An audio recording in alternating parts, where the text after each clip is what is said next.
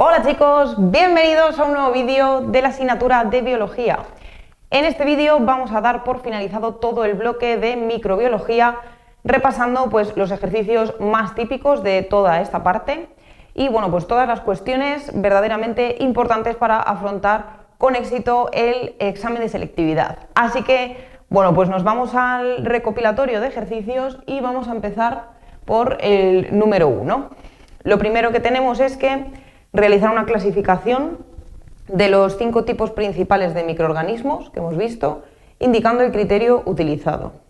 Y luego pues citar 3 características de cada tipo que permita distinguirlo entre sí unos de otros. Así que bueno, pues lo primero es que deberíamos distinguir entre formas acelulares y formas celulares. Esa es la primera clasificación. En las formas acelulares teníamos a los virus, los viroides y los priones, ¿vale?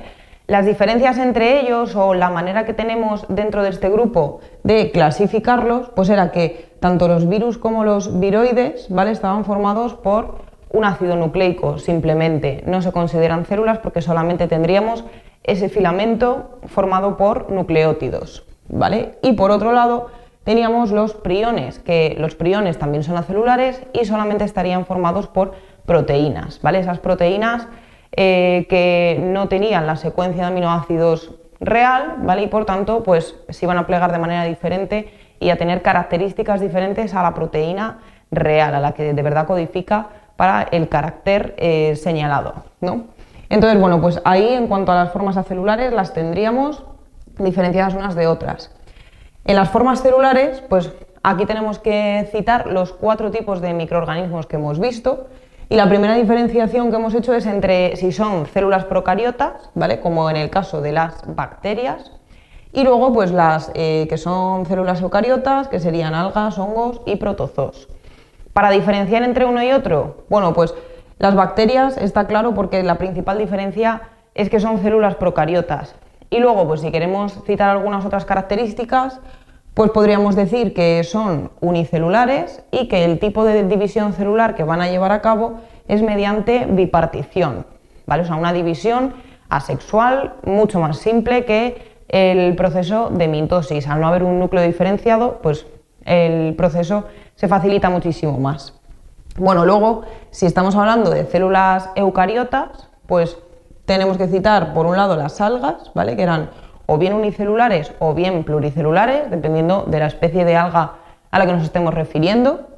Y luego, muy importante, pues citar que son fotosintéticas. Esa va a ser la diferenciación que tiene respecto a otros microorganismos por el hecho de que tengan fotosistemas capaces de captar esa energía luminosa que les sirva para fabricar su propio alimento, ¿vale? Esta es la diferenciación más clara con el resto de organismos, que serían los hongos y los protozoos, que ya hemos puesto aquí que son heterótrofos, ¿vale? En cuanto a hongos y protozoos, pues diferenciación sería que los protozoos son unicelulares y heterótrofos, mientras que los hongos pueden ser unicelulares, si estamos hablando de las levaduras, o pluricelulares, si nos referimos a esos hongos con forma de seta más típicos, ¿vale?, y igualmente heterótrofos. Si queremos indicar alguna diferencia más entre ellos, pues la diferencia también clave entre hongos y protozoos sería que los hongos tienen pared celular formada por quitina, mientras que los protozoos carecen de pared celular. Entonces también se puede citar aquí algún tipo de componente característico de cada uno de ellos, ¿vale? Y bueno, pues más o menos esta es la clasificación. Recordar, os lo vuelvo a decir, que aunque yo lo ponga muy esquemático, en selectividad, al no ser que en el ejercicio justamente ponga realizar un esquema, debe estar redactado lo más posible, ¿vale? Así que haríamos todo esto, pero escribiendo todo correctamente, de forma clara, tampoco hace falta escribir mucho, y concisa, eso es lo importante. Nos vamos al ejercicio 4 y aquí tenemos que citar. Primero definir lo que es la biotecnología y luego indicar aplicaciones respecto a industria agropecuaria, alimentaria, farmacéutica Y luego en el caso de la farmacéutica, pues algunos ejemplos y el tipo de microorganismo que utilizamos para la obtención de esos productos. Bueno, lo primero, nos vamos a la definición de biotecnología, que serían pues todo el conjunto de técnicas que utilizamos donde estén implicados los microorganismos, ¿vale? Y cuyo objetivo pues sea obtener un beneficio o bien directamente de los microorganismos o bien de los productos que generan estos microorganismos, ¿vale? Entonces, bueno, pues todo lo que vimos en el apartado de relación beneficiosa que que podemos tener los humanos con los microorganismos, ¿vale? ¿Cuáles son estos productos de interés? Pues nos piden que digamos algunos ejemplos referidos a las distintas industrias. Por ejemplo, en el apartado A tenemos aplicaciones en la industria agropecuaria.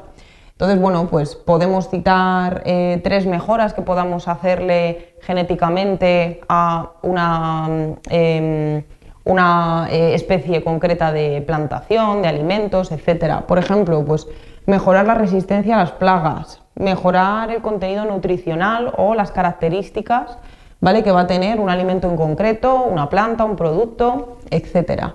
Y también, como no, pues el tratamiento de enfermedades que puedan tener pues estas plantaciones originadas por insectos, por algún tipo de plaga, etc. Entonces, bueno, pues ¿en qué se basan todas ellas? Pues estaríamos hablando de biotecnología ligada también a la ingeniería genética, que era ese conjunto de técnicas donde modificábamos el ADN. Entonces, lógicamente, de manera ética y moral, pues no se puede modificar el ADN de las personas, pero en el caso de las plantas sí que podemos modificarlo para obtener características más beneficiosas, ¿vale? Podemos obtener transgénicos, donde potenciemos pues alguna característica importante a nivel nutricional, a nivel de sabor, para que el producto pues venda más, etc. ¿Vale? Nos vamos luego al apartado B, donde tenemos que citar lo mismo, pero 2 aplicaciones para la industria alimentaria. Las aplicaciones para la industria alimentaria las venimos viendo desde el tema de metabolismo con los casos de las fermentaciones, ¿vale? Entonces, pues o bien producción de derivados lácteos que obtenemos mediante fermentación láctica, ¿vale? Aquí estarían implicadas nuestras bacterias, y en el caso de que tuviéramos también que citar alguna, pues la Saccharomyces cerevisiae, es la que participaba, ¿vale?, en esta producción de lácteos, mientras que nos vamos también al otro tipo de fermentación, a la alcohólica, ¿vale?, producida por las levaduras, donde pues obtenemos derivados como el vino, la cerveza, el pan, productos también de interés. Y por último, en el caso de aplicaciones de la industria farmacéutica, tenemos que citar 3 productos de interés que podamos originar a partir de estos microorganismos, de su actuación, y también el tipo de microorganismo, ¿vale? O sea que importante saber citar pues o algunas de las enfermedades que producen estos microorganismos, o como vamos a citar ahora, pues claro, la enfermedad que produce cierto microorganismo se va a poder curar si existe la vacuna o el antibiótico que lo generará también dicho microorganismo. Por ejemplo, pues si hablamos de producción de antibióticos, podemos citar la penicilina. La penicilina, importante saber que la genera el hongo Penicillium, ¿vale?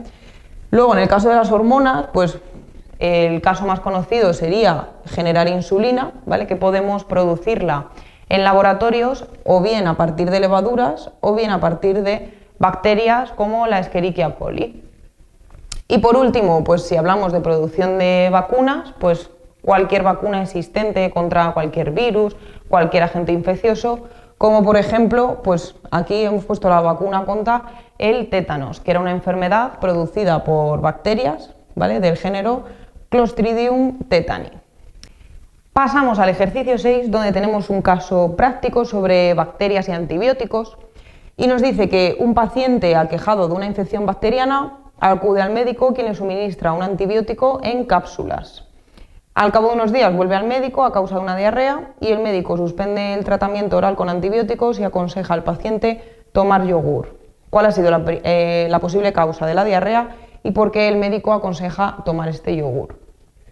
Bueno, pues importante, claro, los antibióticos tenemos que saber que son medicamentos de amplio espectro, es decir, que pueden luchar contra cualquier tipo de bacterias. Y claro, pues recordar que algunas de esas bacterias eran las que formaban nuestra flora intestinal y son beneficiosas para nosotros porque están ahí para atacar a posibles patógenos. Vale, entonces, claro, ¿qué pasa? Pues que empezamos a tomar el antibiótico para curar la enfermedad que nos ha causado la bacteria infectiva, en este caso, pero ese antibiótico pues se está cargando también a nuestras bacterias de la flora intestinal. ¿Por qué nos produce diarrea? Pues porque como esas bacterias están desapareciendo, pues puede haber algún parásito oportunista o cualquier tipo de patógeno que aproveche pues, esas bajas defensas en cuanto a la flora intestinal para instaurarse y crear un mal sobre el individuo. ¿Vale? Por lo tanto, pues claro, el médico, ¿por qué aconseja esto? Pues que dejemos de tomar ese antibiótico para poder restaurar esa flora intestinal. Y la forma de restaurarla es tomando yogur, donde encontramos bacterias beneficiosas para los seres humanos.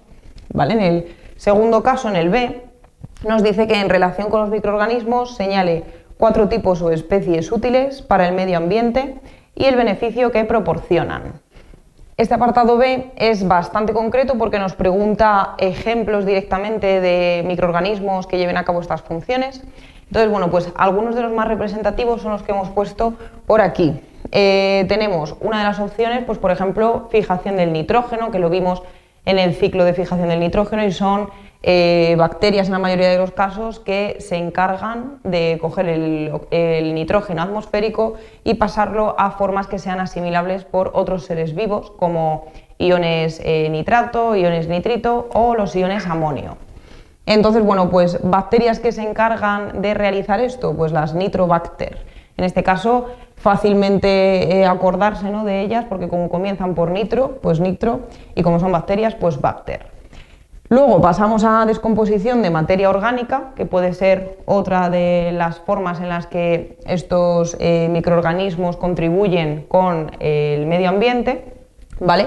Y entonces pues podemos diferenciar entre bacterias que sean descomponedoras, por ejemplo las del género Actinobacter, y en el caso de los hongos, pues un ejemplo también representativo serían las setas de cardo, también son ejemplos de organismos descomponedores de materia orgánica. Podemos citar también depuración de aguas, ¿vale? En el caso de depuración de las aguas, pues tenemos a las pseudomonas o prácticamente estas bacterias pues, pueden depurar y participar en la biodegradación de un montón de contaminantes, ¿vale? Tenemos que se pueden utilizar para degradar plásticos, como por ejemplo el polietileno, también se pueden utilizar para degradar otros contaminantes orgánicos o en el caso de los hidrocarburos, pues también estas pseudomonas pueden degradarlos. Así que podríamos citar también ejemplos de biodegradación o de bioremediación donde aparezcan estas bacterias. Pasamos al ejercicio 9, donde nos dice que referente a la ingeniería genética expliquemos qué es un ADN recombinante y cuál es la función de las enzimas de restricción. Bien, el ADN recombinante era un ADN artificial que se crea en el laboratorio a partir de la unión de diferentes secuencias, ¿vale? Que pueden proceder pues, de organismos distintos. Por ejemplo, pues, si a mí me interesa coger un determinado gen o una secuencia de nucleótidos que aparezca en humanos, cogerla e introducirla en el genoma de una bacteria, ¿vale? Entonces, bueno, pues para crear este tipo de ADN recombinante necesitábamos enzimas de restricción, que es lo que nos pide que definamos lo que eran pues unas enzimas que pertenecen a la familia de las endonucleasas, ¿vale? Y de ahí deriva su función, ¿no? Que eran capaces pues, de cortar la determinada secuencia que se les indica, ¿vale? Cuando se ha encontrado esa secuencia, puede ser por técnicas como la PCR, ¿vale? Digo, vale, pues corta de aquí a aquí esta secuencia que es la que nos interesa, introdúcela en el plásmido que vamos a utilizar para crear este ADN recombinante, ¿vale? Y entonces, pues, además de cortarlo, lo liga también a la secuencia donde quiero introducirlo de esa bacteria. Entonces, bueno, luego nos pide, en el apartado B, que indiquemos las etapas necesarias para producir clonación génica? Pues vamos a decirnos qué es lo que haríamos para obtener un ADN recombinante como este e introducirlo luego en la bacteria de interés.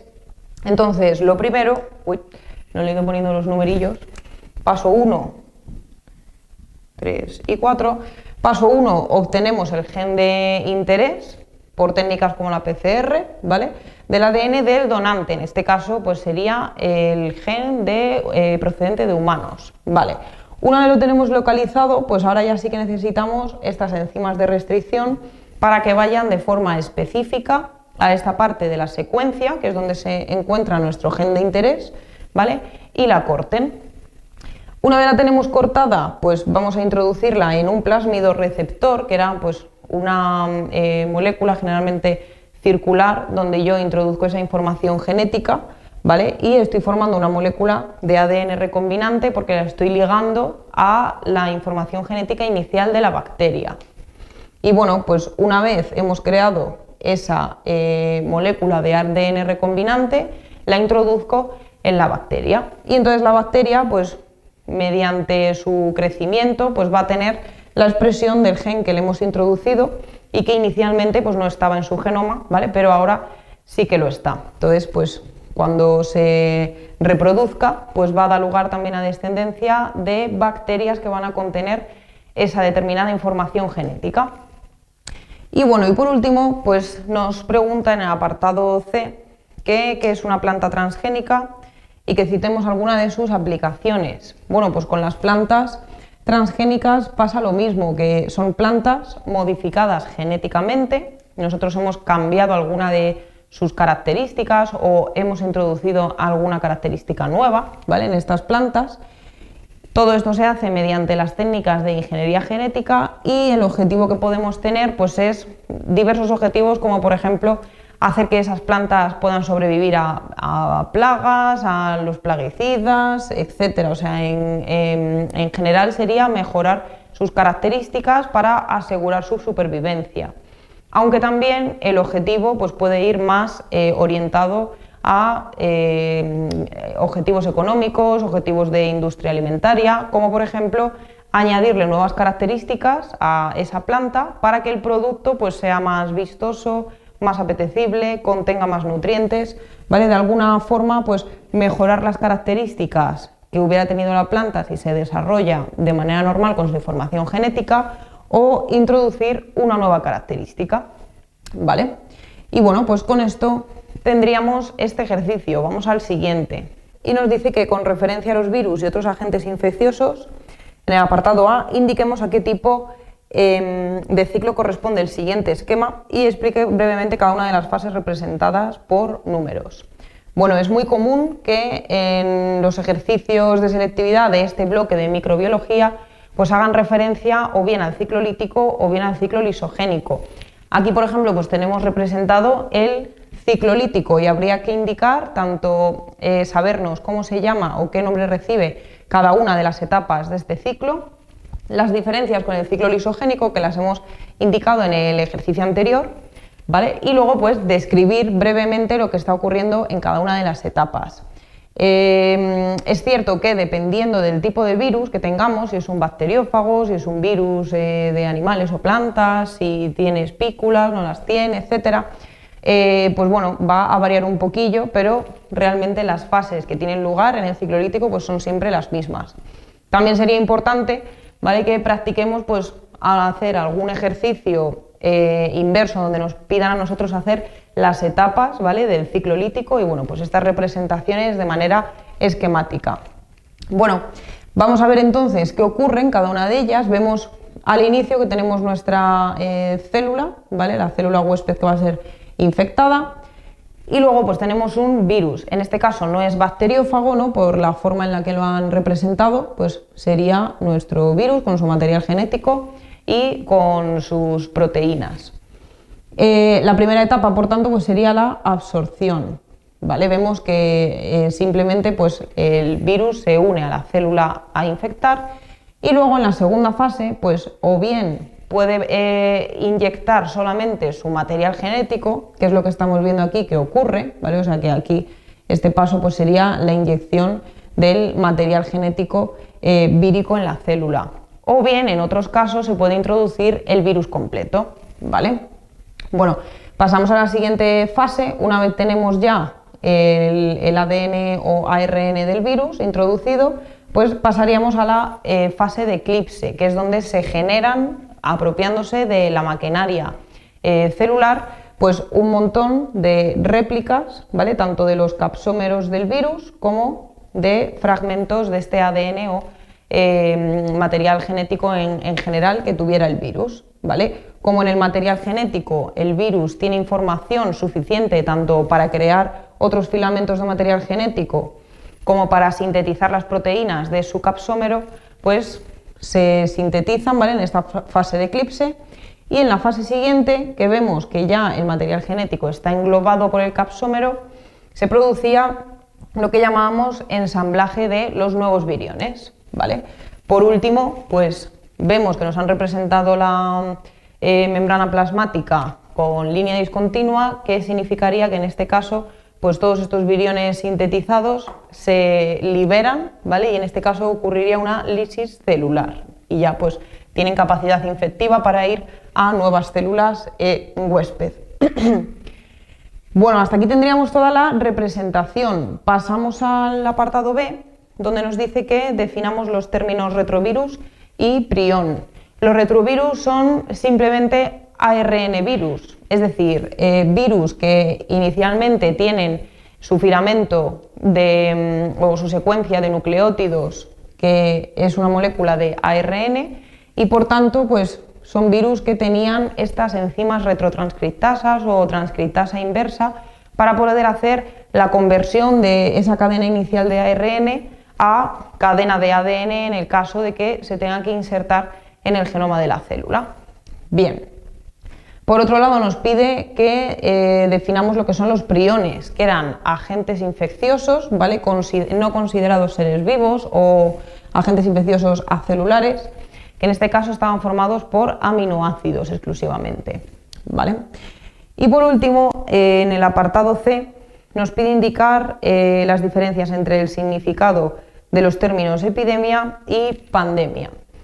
Bueno, pues en este caso ambos hacen referencia a lo que es una propagación rápida de una enfermedad y la diferencia entre ambos términos sería simplemente indicar cómo es esa incidencia, ¿vale? En el caso de una epidemia, pues tendríamos una incidencia menor que está localizada en un país en concreto, en una ciudad en concreto, más localizada, mientras que ya si se trata de una pandemia, pues estaríamos hablando de una enfermedad de incidencia mundial, lo que se está dando en diversas partes no relacionadas, ¿vale? De lo que sería pues todo el globo terráqueo. Y bueno, pues pasamos al siguiente ejercicio.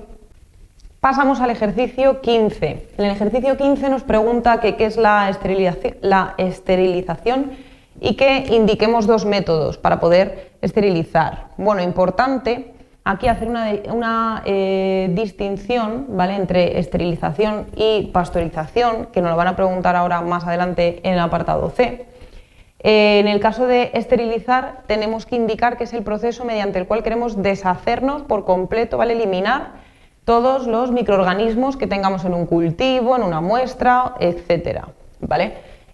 Para eliminarlos por completo, pues, ¿qué podemos utilizar como métodos de laboratorio? Pues, o bien un autoclave, que era aportar calor húmedo a altas temperaturas, o bien un horno, más altas temperaturas todavía que en el caso del autoclave, pero con calor seco. Pues aquí utilizaremos uno y otro dependiendo del material de laboratorio en el que tengamos la muestra y, bueno, pues si se puede estropear al aumentar la temperatura tanto como en los altos hornos, pues utilizaríamos el autoclave que tiene una temperatura no tan elevada, ¿vale? Mediante vapor de agua.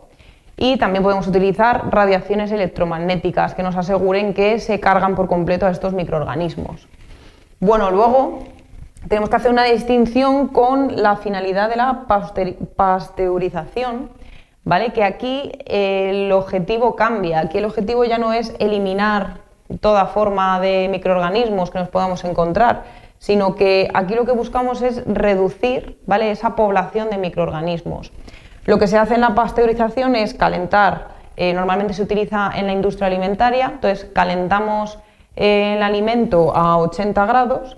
Esta temperatura no asegura que vayan a desaparecer todos, ¿vale? Por eso, por ejemplo, pues no podríamos aquí en la aportación de calor elevarla solo a 80 grados, porque muchos de esos microorganismos van a sobrevivir a esas altas temperaturas, ¿vale? Y lo que queremos es cargarnos toda la forma de vida.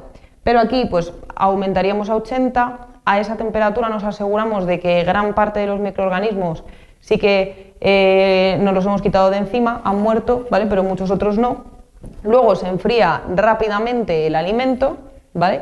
Y claro, el objetivo de esto es que yo estoy calentando, pero a una temperatura que no es tan alta, para evitar así cargarme las propiedades que pueda tener el alimento o que se forme otro tipo de moléculas que no me interesan a muy altas temperaturas, ¿vale? Entonces, el objetivo de la pasteurización sería reducir los microorganismos, pero sin dañar el producto o sin cambiar las propiedades de ese producto de interés alimenticio, por ejemplo, pues en el caso de los yogures, derivados lácteos.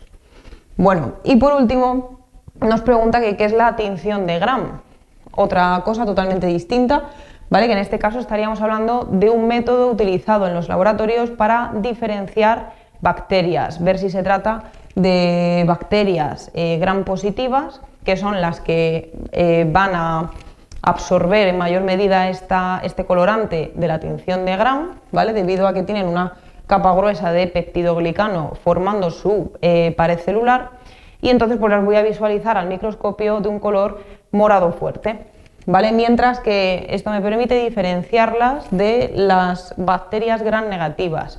Unas bacterias cuya capa de peptidoglicano o mureína pues va a ser muchísimo más fina, no van a absorber en tan alta medida este colorante de Gram y entonces las voy a visualizar de un color pues rosa, fucsia, más clarito, ¿vale?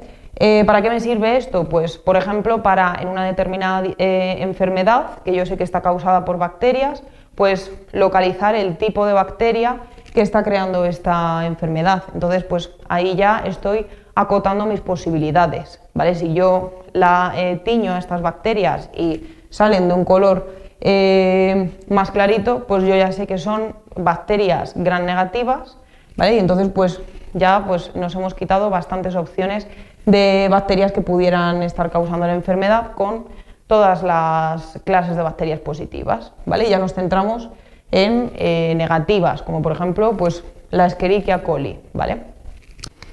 Pasamos al ejercicio 16, donde nos dice que en relación con las bacterias mencione dos mecanismos de transferencia de material genético entre bacterias, indicando en qué consiste cada uno de ellos.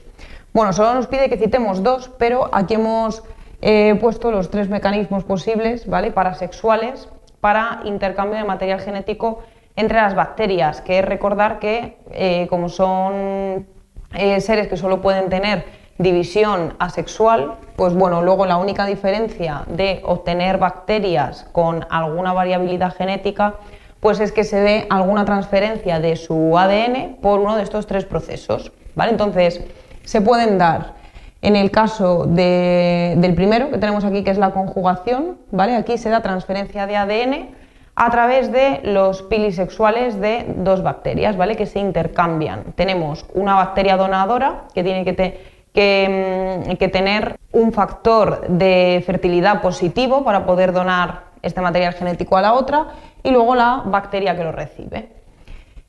Por otro lado, si nos fijamos en la transducción, pues aquí es lo mismo, también es transferencia del ADN, pero aquí lo que necesitamos es un virus que infecte a una primera célula, coja parte de material genético de esta, y a la que va a infectar a una segunda bacteria distinta, pues le introduce su material genético de la primera bacteria, ¿vale? Junto al material genético del virus. Entonces, claro, esta nueva bacteria, tras la infección del virus, pues va a tener su ADN, el del virus y el de la primera bacteria, ¿vale? Y por último, en el caso de la transformación, pues aquí es directamente que una bacteria inicialmente muere por lisis celular, por ejemplo, su material genético queda libre en el medio, ¿vale? Y entonces viene una segunda bacteria y capta esta información genética que está libre en el medio. Entonces, claro, al captarla, pues esta nueva bacteria va a tener variabilidad genética entre su información genética inicial con la que acaba de captar de la primera bacteria. Luego, bueno, nos vamos al apartado B, que nos pide, en general, indique las principales funciones de la pared celular bacteriana. Las funciones de las paredes celulares siempre son las mismas, ¿vale? Desde fisiología celular, que llevamos hablando de ellas, que sería, pues, en primer lugar, dar una rigidez o dar forma a la célula. Por otro lado, controlar su presión osmótica. Y por último, pues, otorgar también protección a este tipo de individuo, ¿vale? Por último, nos vamos al apartado C, donde nos dice que respecto al metabolismo bacteriano indiquemos el significado de los términos quimiótrofo y aerobio facultativo. En el caso de quimiótrofo, pues ahí teníamos cualquier individuo o cualquier organismo que obtiene la energía a partir de reacciones de oxidación. ¿Vale? Esa energía estaría contenida en los enlaces químicos de las moléculas orgánicas a las que va a oxidar o las que va a degradar. Y en el caso de los organismos aerobios facultativos, el término facultativo hace referencia a que son organismos que pueden vivir en presencia de oxígeno o en ausencia de oxígeno. ¿Vale? Entonces, bueno, pues este tipo de organismos aerobios facultativos también los podríamos denominar anaerobios facultativos. Y bueno, pues hasta aquí tenemos este ejercicio. Nos vamos al último, al ejercicio siguiente. Último ejercicio, pasamos al 17, donde nos dice que respecto a los virus definamos lo que es un virión e indiquemos su composición. Virión, composición. Bien, pues bueno, en el caso de virión tenemos, el virión sería la partícula vírica ya con capacidad infectiva, ¿vale? Y los componentes esenciales, que son los que tienen todos, sí o sí, que eran pues el ácido nucleico vírico, que puede ser ADN o ARN, de cadena única o bicatenaria, ¿vale? Eso depende del tipo de virus que tengamos. Y luego pues la cápside, formada por proteínas, ¿vale? Pasamos al apartado B, donde nos pide hacer el esquema de un bacteriófago señalando las diferentes partes. Entonces nos vamos a, bueno, pues tenemos que diferenciar, importante, la cabeza de la cola. Recordar que este tipo de virus eran los que infectaban a bacterias y que, bueno, pues su morfología es bastante diferenciada, digamos, del resto de virus, ¿no? Tendremos que indicar, por un lado, en la cabeza, pues el material genético dentro de lo que sería la cápside, ¿vale? Que aquí le hemos representado de manera poliédrica. Y luego, en el caso de la cola, pues vamos a tener una vaina, ¿vale? Que es la que va a unir la cabeza con las espículas y las fibras. Vamos a tener algunas fibras de la cola, la placa basal, que es donde están unidas tanto las fibras de la cola como las espículas o las fibras que utiliza de anclaje a la célula huésped, ¿vale? A la célula que va a ser infectada. Así que bueno, pues aquí tendríamos esas principales partes importantes de este tipo de virus. Y por último nos dice que mencionemos las dos formas de reproducción de un bacteriófago y que cuál de ellas produce la lisis de la bacteria. Las formas de reproducción o ciclos para todos los virus son el ciclo lítico y el ciclo lisogénico. Y bueno, pues recordar que el único que produce la lisis celular sería el primero, el ciclo lítico, ¿vale? Así que bueno, pues con esto lo tenemos. Comenzamos con la primera parte, con el esquemilla del sistema inmunitario. Tenemos que recordar que la médula ósea es la que genera las células progenitoras hematopoyéticas y que luego pues, van a sufrir una diferenciación u otra.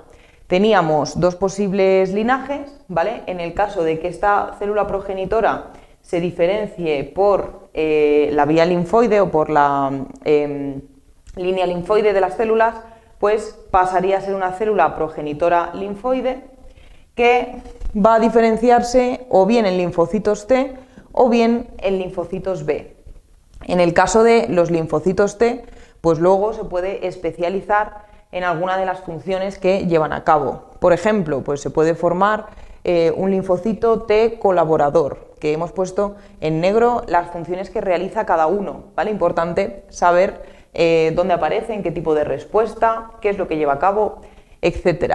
En el caso entonces de los T colaboradores, pues estos eran los que liberaban linfocinas. Las linfocinas eran unas sustancias químicas que van a atraer al resto de células del sistema inmunitario. Entonces, bueno, pues van a llenar el medio de linfocinas y eso va a atraer a otros linfocitos T para que cubran esa zona donde ha ocurrido la infección, o a los linfocitos B para que generen los anticuerpos contra el antígeno que entró.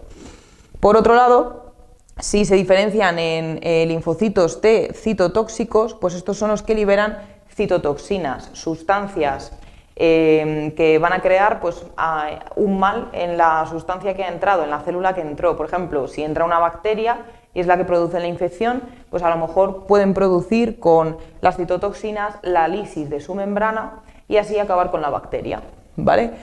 En el caso de los T supresores son los que se encargan de dar por finalizada la respuesta inmune, una vez las células del sistema inmunológico han terminado con el antígeno por completo.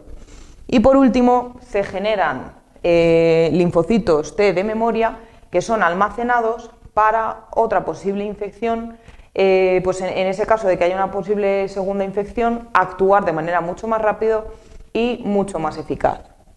Bueno, eso por un lado por los linfocitos T. Luego, en el caso de que se diferencien en linfocitos B, pues tenemos que estos linfocitos B pueden madurar y convertirse en células plasmáticas, que son las células capaces de generar anticuerpos específicos, recordar esa importante palabra que es la especificidad, ¿vale?, del modelo llave-cerradura, para que conecten, digamos, de manera específica el epítopo del antígeno que entra con el parátropo del anticuerpo, ¿vale? Ahí tienen que tener unos grupos químicos concretos para que ese anticuerpo sea capaz de neutralizar al antígeno en cuestión que tenemos.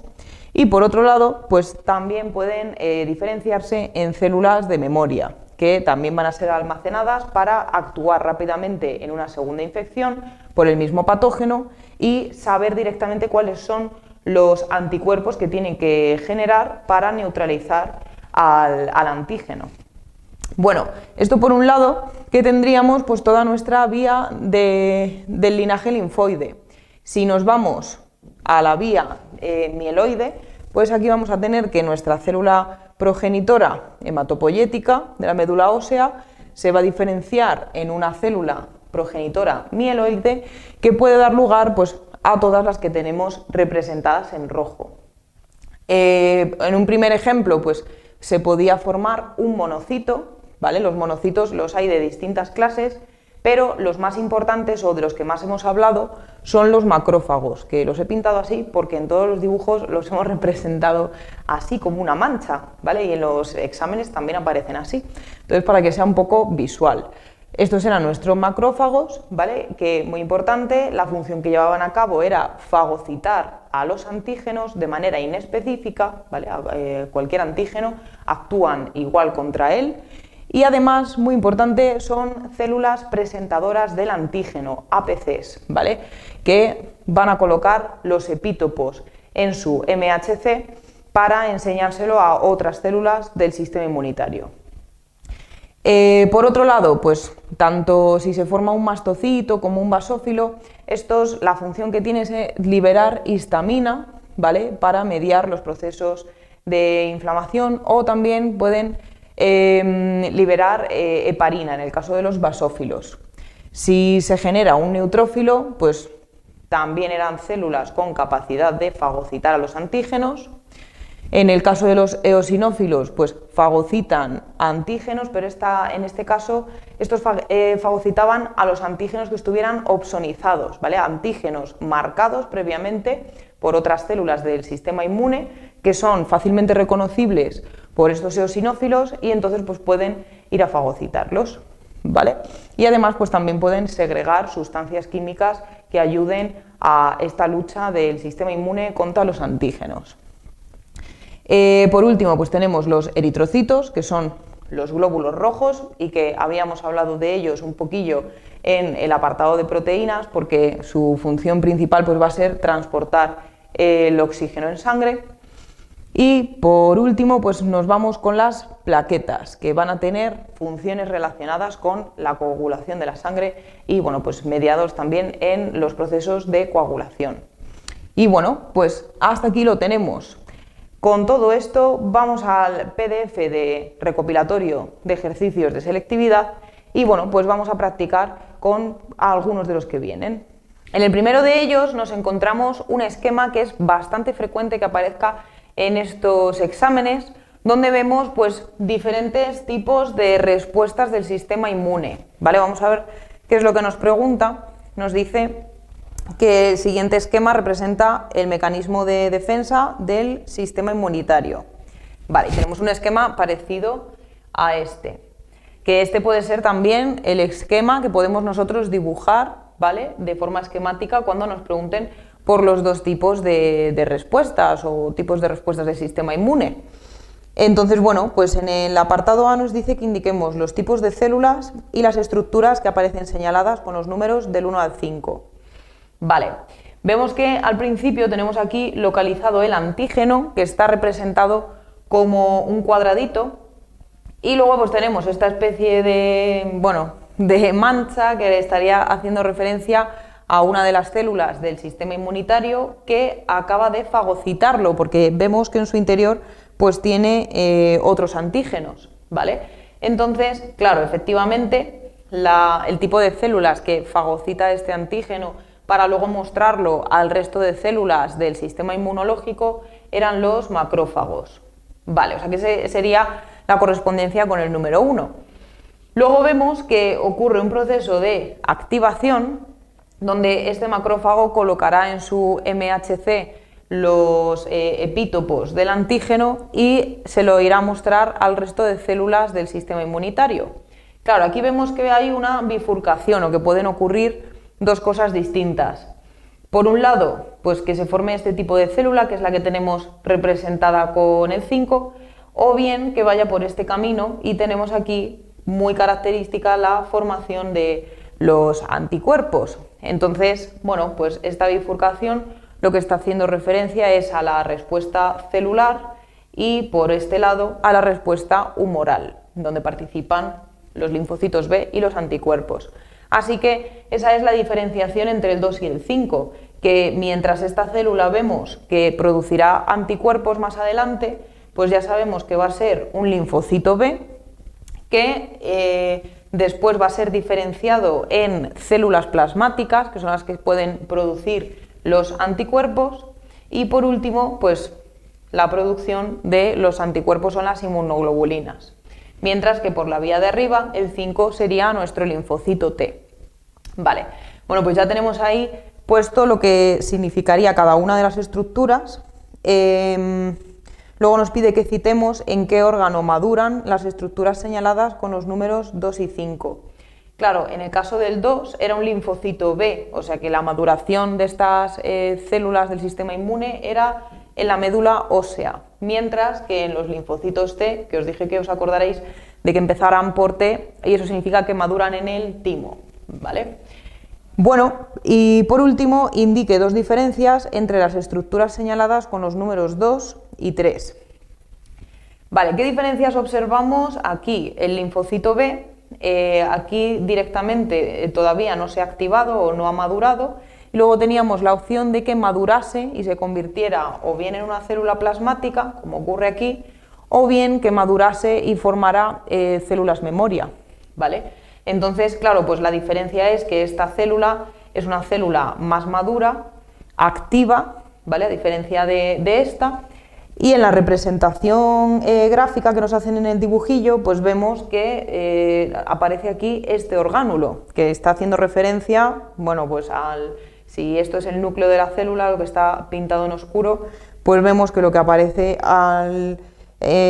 alrededor dibujado pues sería lo que es el retículo endoplasmático de la célula. Entonces vemos que, claro, que esta célula tiene más desarrollado el retículo endoplasmático, que justo era el orgánulo que se encarga de sintetizar las proteínas, y estas proteínas son las que luego van a dar lugar a la formación de anticuerpos. Así que, claro, el paso de una a otra pues sería el proceso de maduración o de especialización de estas células. Bueno, pues con esto lo tendríamos. En el apartado C, ¿vale? Citamos tanto que tiene más desarrollado el retículo, por lo tanto va a ser una célula activa y por lo tanto pues su actividad principal va a ser la formación de proteínas para dar lugar a las inmunoglobulinas. Vamos a pasar al siguiente ejercicio. Pasamos al tercer ejercicio, donde tenemos pues una representación parecida a esta, muy importante, también ejercicio clave de esta parte de inmunología, que es, bueno, pues en el apartado A tenemos que citar el tipo de molécula de que se trata e indique su composición química. Bueno, esta representación, ¿vale? En este caso tenemos 4 cadenas de aminoácidos, pero tanto esta representación como el resto de los distintos isotipos que teníamos en las inmunoglobulinas, pues tenemos que saber identificarlo y decir que pertenecen a un anticuerpo o inmunoglobulina. En cuanto a la composición, pues aquí podemos citar que es de forma molecular una glucoproteína, que está formado por 4 cadenas, en este caso, de aminoácidos que entre sí están unidas por puentes disulfuro, ¿vale? Los puentes disulfuro serían la fuerza intermolecular que se establece entre distintas cadenas de polipéptidos para hacer que la molécula final, pues para que le confiera su estructura cuaternaria, ¿vale? Y por tanto su función final, que es la de neutralizar a los antígenos. Entonces, bueno, pues aquí podemos citar también varias cosas, como que, por ejemplo, la zona marcada con el 1, que nos lo preguntará ahora más adelante, pues era la zona variable, ¿vale? Mientras que las zonas marcadas en rojo, pues son las cadenas que son zonas constantes, con la misma secuencia. La parte variable pues sería la que se une de forma específica al antígeno y por tanto pues también podemos hacer aquí en este ejercicio referencia a que la unión con el antígeno es mediante una unión específica basada en el modelo de llave-cerradura y que por tanto pues necesitamos anticuerpos específicos para cada tipo distinto de antígeno o de patógeno.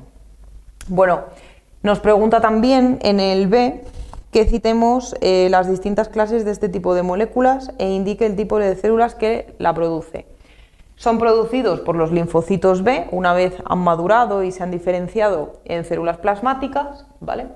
Y por otro lado, los isotipos que tenemos pues son todos los tipos de inmunoglobulinas que existen en humanos, que son pues, los 5 tipos que teníamos, las inmunoglobulinas A, las D, las E, las G y las M. Luego en el apartado C nos pide nombrar la estructura de la molécula señalada con un 1 y explicar la función que realiza. Está señalando a la parte de la cadena variable, la secuencia variable de esa cadena de aminoácidos, ¿vale? Que el nombre que recibe es el parátropo. El parátropo es la zona que se encarga de detectar de forma específica al antígeno en cuestión y que se une de forma específica con el epítopo del antígeno. Por un lado, pues tenemos que recordar estas palabras que eran importantes, ¿vale? El parátropo es la zona del anticuerpo que se une al antígeno y el epítopo la zona del antígeno que se une específicamente al anticuerpo, ¿vale? De esta unión, pues podíamos tener diferentes actuaciones, como por ejemplo, pues una neutralización, una opsonización, también una precipitación, una aglutinación, que se desencadene la formación del sistema complemento, etcétera, ¿vale? Cualquier cosa que, unido con el apartado D, que es donde nos pide que expliquemos una función que desempeña en el organismo la molécula representada, pues cualquier función que tenga que ver con neutralizar la acción que iba a llevar a cabo el patógeno, ¿vale? Es decir, pues unirse de forma específica con él para evitar que pueda atacar al organismo.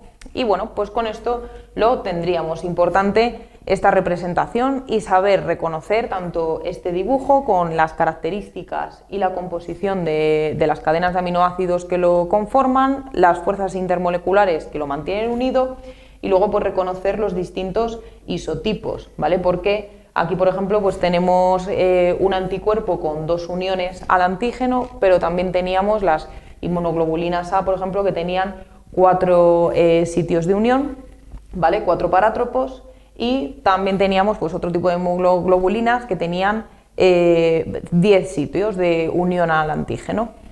Pasamos al ejercicio 8, donde nos dice en el enunciado que en los países desarrollados se estima que entre un 15% y un 20% de la población sufre alergia al polen.